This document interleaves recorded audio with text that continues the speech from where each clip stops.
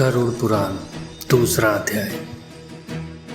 गरुड़ पुराण के दूसरे अध्याय में बताया गया है कि मृत्यु के बाद आत्मा तुरंत मुक्त नहीं होती, बल्कि 16 दिनों तक वह एक अदृश्य यात्रा करती है। पहले दिन आत्मा शरीर को छोड़कर यमदूतों के साथ एक नए मार्ग पर निकलती है। यही क्षण सबसे कठिन होता है, जब आत्मा को अपने प्रियजनों से बिछड़ना पड़ता है। धीरे धीरे आत्मा अलग अलग लोकों और कठिन रास्तों से गुजरती है।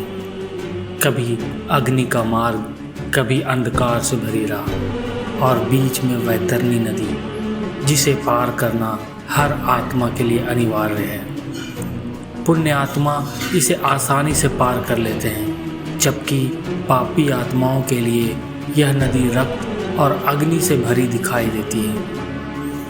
इन 16 दिनों की यात्रा में आत्मा को बल और शांति तभी मिलती है जब परिवारजन श्रद्धापूर्वक तर्पण, पिंडदान और श्राद्ध करते हैं। यह कर्म आत्मा को यमलोक की कठिन यात्रा में सहारा देते हैं। अंततः 16वें दिन आत्मा यमराज के दरबार में पहुंचती है। वहाँ चित्रगुप्त उसके हर कर्म का लेखा जोखा प्रस्तुत करते हैं, और यही तय होता है आत्मा को स्वर्ग मिलेगा या नरक।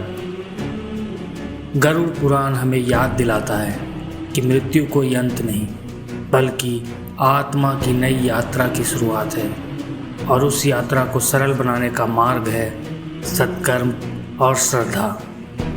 तो यह था हमारा गरुड़ पुराण का दूसरा अध्याय।